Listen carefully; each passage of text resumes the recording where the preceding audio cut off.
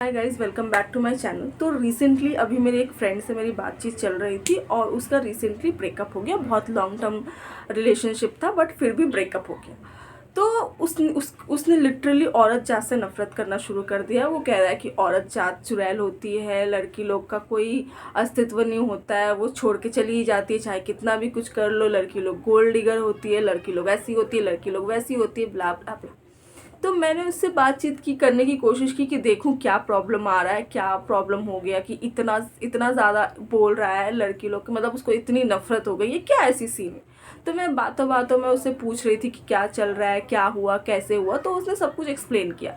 तो जैसे ही मैं कोई पॉइंट रख रही हूँ ना, कोई बात कर रही हूँ, वो अचानक से चिढ़ जा रहा है कि नहीं ये सही नहीं है, तुम गलत बोल रही हो। वो अचानक से कुछ लॉजिक्स ढूंढ के लेके आ रहा है, कुछ साइकोलॉजी टिप्स लेके आ रहा है कि नहीं देखो ऐसा कोई इंसान करता है तो इसका मतलब ऐसा होता है, देखो ऐसा नहीं ऐसा। उसे ज्ञान देना बहुत पसंद है, चाहे कोई भी हो। और ये सिर्फ मैंने उसके फैमिली से भी बात की थी, फैमिली से भी मेरी बात होती रहती है।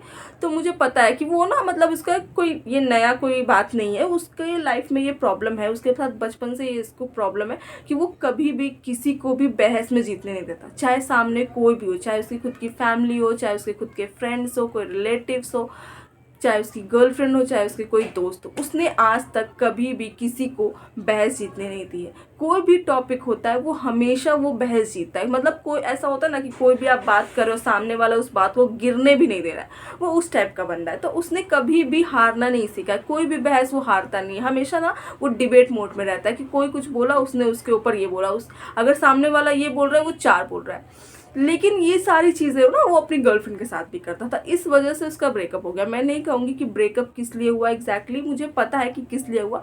बट जो मेन रीज़न थी ना कि वो हमेशा हमेशा लॉजिक, साइकोलॉजी और टिप्स, ये सारी चीज़ों को लेकर वो हमेशा उसने बहस जीती है।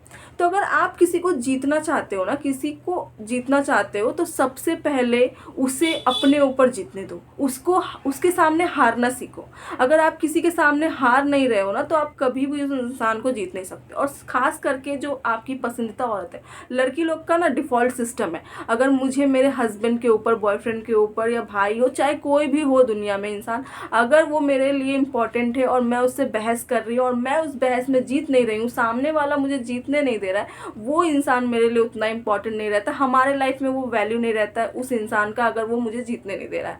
हमारे लिए लव लैंग्वेज ही है कि बंदा मेरे से हार रहा है, बंदा जानबूझ के मेरे से हार रहा है, बंदा बहस में मुझसे हार मान ले रहा है, बंदा हार मान रहा है, बंदा मुझे जीतने दे रहा है, खुद से हार मान रहा है, पीछे हट रहा है, वही हमारे लिए लव लैंग्वेज होता है। तो अगर आपको किसी को जीतना है, खास करके अपनी पसंदीदा औरत को जीतना है, तो पहले हारना सीखो और सामने वाली जो आपकी जो भी लेडी लव है उसको अपने ऊपर जीतने दो, तभी जाके वो रिश्ता लॉन्ग टर्म तक टिकेगा, वरना वो टिकेगा नहीं। क्योंकि लड़की लोग का डिफ़ॉल्ट सिस्टम है, चाहे तुम कुछ भी कर लो वो प्रेजेंस नहीं रहेगी वहाँ पे। वो अगर वो जीत नहीं पा रही है किसी भी बहस में, हर एक बात पे उस लॉजिक टिप्स नहीं चाहिए होता है हमें, लॉजिक और टिप्स, ठीक है। तुम सिंपली अगर ये नहीं बोल रहे हो कि हाँ तुम ही सही हो, वो वहाँ पे नहीं रहेगी। हर बहस, हर छोटी छोटी बातों को बहस में कन्वर्ट करके उसको जीतने की कोशिश मत करो, ठीक है। पंचायत में नहीं हो, तुम एक रिलेशनशिप है, पंचायत के मुखिया मत बनो कि हाँ पंचायत में मुखिया हो, तुम जो कह रहे हो वही सही है।